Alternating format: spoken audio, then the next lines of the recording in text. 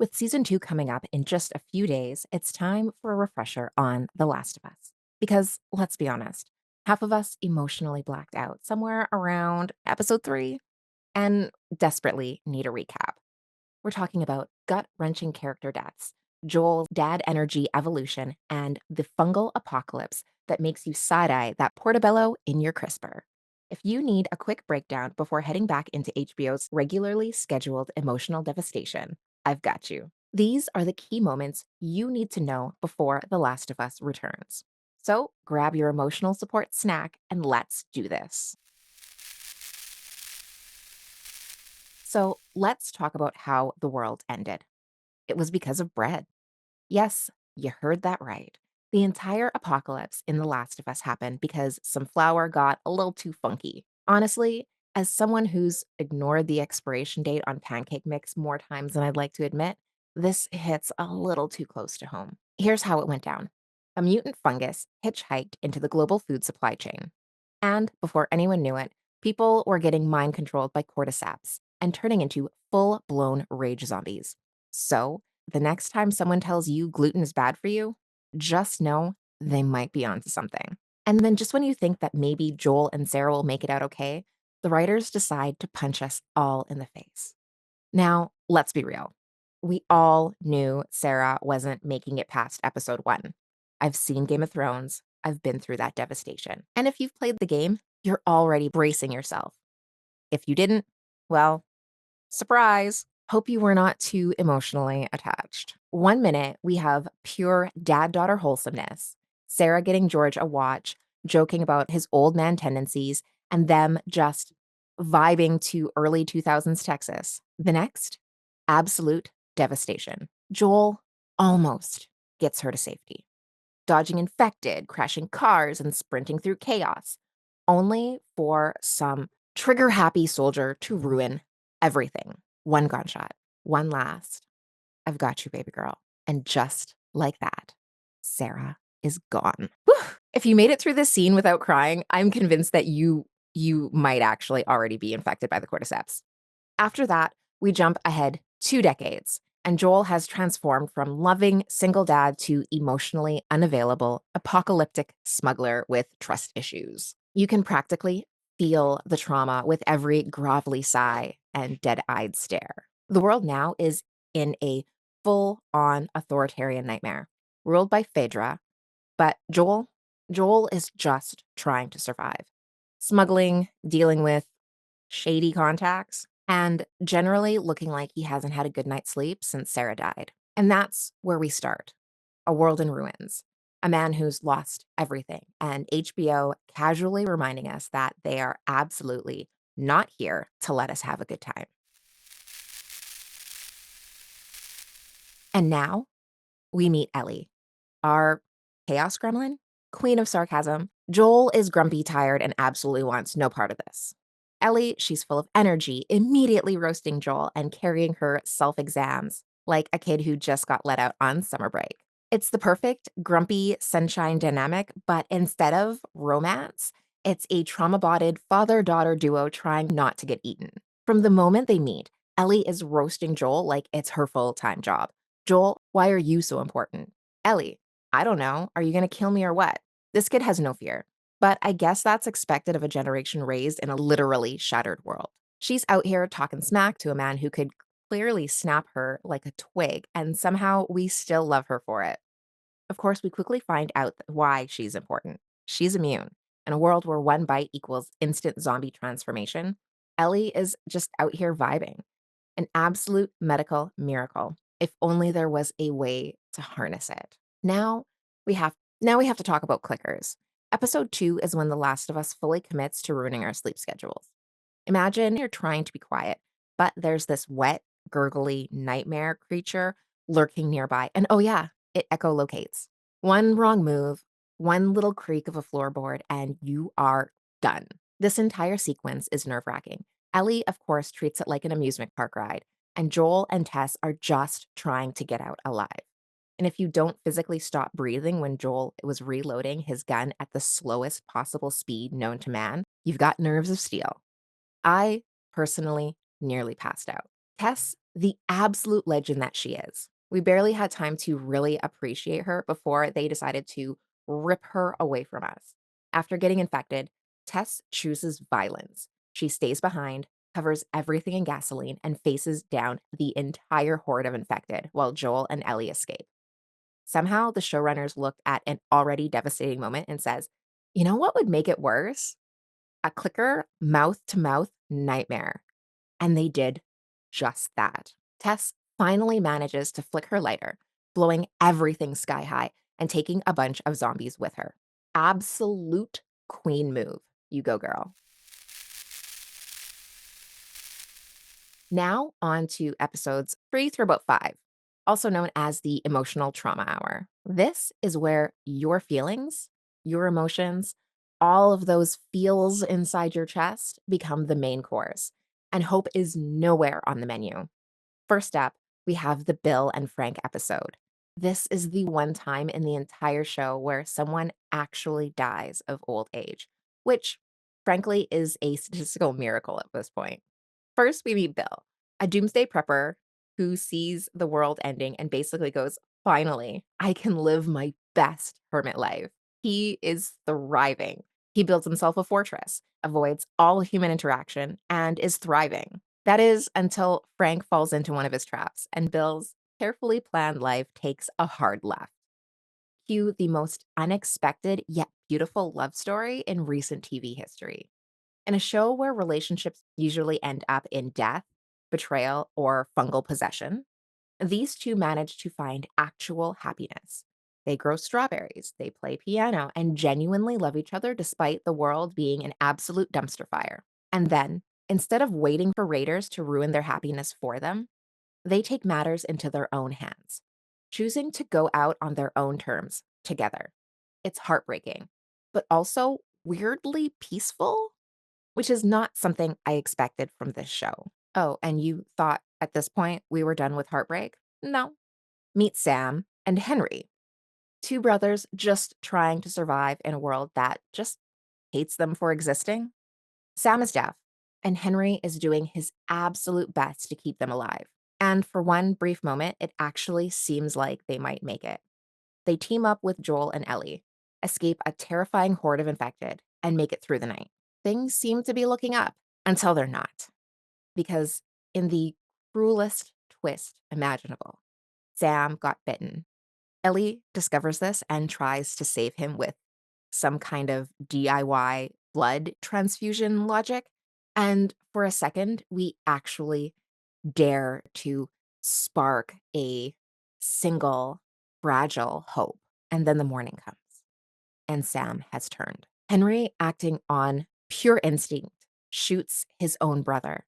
And then, in a span of about 5 seconds, realizes that he has nothing left to live for and turns the gun on himself. Joel is in shock. Ellie is emotionally shattered. And we, as the audience, are just sitting there like, qu'est-ce que fuck? If Bill and Frank's episode was about love and agency, Henry and Sam's episode was about how this world does not give a single flying fuck about your happy ending. And it hurts. But in all this trauma, something shifts between Joel and Ellie. Before, Joel saw Ellie as cargo, just another job, another temporary thing in his world filled with loss. But after seeing Henry do everything in his power, everything he could absolutely do to protect his little brother, you can almost see Joel processing the fact that he might actually care about Ellie. He doesn't say it. He probably doesn't even admit it to himself yet, but the walls are starting to crack. He lets Ellie have a gun. He starts to watch out for her in a way that's less contractual obligation and more dad mode activated. It's subtle, but it's happening. And Ellie is trying to cope. She tries to brush off Sam's death, pretending she's fine, but you can feel the shift. She's more determined, more closed off. That moment where she walks ahead without looking back, that's Ellie hardening. and Joel noticing.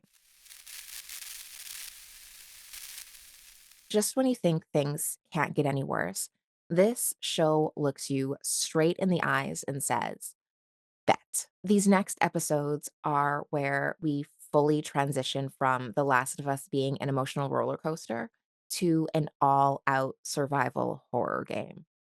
At this point, Joel has survived 20 years of the apocalypse, multiple near death experiences, and Ellie's relentless sarcasm. But you know what finally takes him out? And the most realistically painful injury imaginable. Joel gets into a fight. And boom, all right, in the guts. Because of course he does. He barely makes it out alive, bleeding out on horseback like some tragic Western hero, while Ellie panics. For the next 2 episodes, Joel spends 80% of his screen time unconscious, and Ellie is doing everything in her power to keep them both alive, which, unfortunately, leads us directly to David. Now, if you're new here, I would like to introduce you to David, also known as the worst. At first, he seems like just another generic apocalypse preacher, leading a small community of suspiciously well fed survivors through the harsh winter. And then the red flags start piling up. Why do they have food when no one else does? Why is this grown man suddenly taking too much interest in a 14-year-old girl? Why does this entire town feel like a really bad episode of The Walking Dead? And then, of course, we get the big reveal.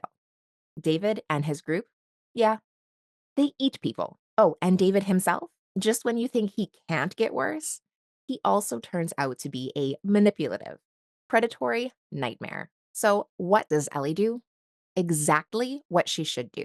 She tricks him, stabs him, burns his creepy cult lodge to the ground, and in one of the most viscerally satisfying revenge moments in TV history, beats him to death with a machete. And just when she's at her absolute lowest, covered in blood, shaking, traumatized beyond belief, Joel finally finds her.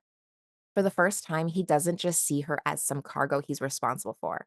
He holds her, calls her baby girl, and in that moment, Ellie isn't alone anymore. All right, if you've made it this far, first of all, congrats on surviving the emotional gauntlet that is this show. And second, if you are into hilarious and slightly unhinged deep dives into your favorite fantasy and pop culture series, hit the like button and subscribe because we've got way more of this coming. Okay, so let's talk about that absolutely unhinged finale. If you thought the show was going to wrap things up neatly, congrats on your optimism, but no. Instead, we get one of the most debated endings in modern history, featuring questionable medical ethics violations, a one man hospital siege, and the world's worst attempt at lying to a teenager. Let's break it down. So, after 9 episodes of complete emotional devastation, Joel and Ellie finally make it to the Fireflies. Great news, right? Clearly, you haven't been paying attention. The resistance scientists might actually have a way to create a cure for the cordyceps infection. The bad news, the cure requires murdering Ellie. See, the Fireflies believe that Ellie's immunity is linked to the cordyceps already inside her brain. So their plan is to remove it, study it, and somehow engineer a vaccine. One small issue, the cordyceps is in her brain, meaning they have to cut it out, meaning she dies. And you know who was not consulted on this decision? Yeah, Ellie herself. They just knock her out and start prepping her for brain surgery because, science. Now let's be clear. A cure for humanity, huge deal. But murdering the only immune person they've ever found without even running more tests? Bold choice. Which brings us to Joel. Now, if you ever doubted how much Joel cares about Ellie, he's about to clear that up real quick. The second he realizes what's about to happen, dad instincts override everything else and he goes into full on John Wick mode. No hesitations, no negotiations. No, wait, maybe there's another way. First comes the hallway massacre. If you're standing between Joel and Ellie, your life expectancy just dropped to zero. Doctor tries to resist, Immediate headshot. Joel slaughters an entire hospital without even blinking an eye, grabs Ellie and books it out of there. And just when you think that maybe things are going to settle down, we get the lie. Ellie wakes up groggy from anesthesia and asks what happened. And Joel lies hard. He says the Fireflies found other immune people. No, they didn't. They gave up on the cure. No, they didn't. We're just gonna go home. Sir, you just committed several war crimes. And Ellie knows something is off, but she wants to believe Joel so badly that she gives him one last chance. She asks, "Swear to me that everything you said about the Fireflies is true." And Joel looks her dead in the eyes and says, "I swear." And with that, The Last of Us ends. Season 2 is going to be an absolutely wild ride. So if you somehow made it through this show emotionally intact, drop your secrets in the comment below because I need some coping strategies for this next season. And let's settle the debate down in the comments. Was Joel totally justified in the finale? Let me know what you think. I promise we listen and we don't judge. And again, if you enjoyed this chaotic and emotional breakdown, hit the like, subscribe, and stick around for more deep dives into the best and most devastating shows out there. So until next time, try not to trust any strangers in the apocalypse. I'll see you later.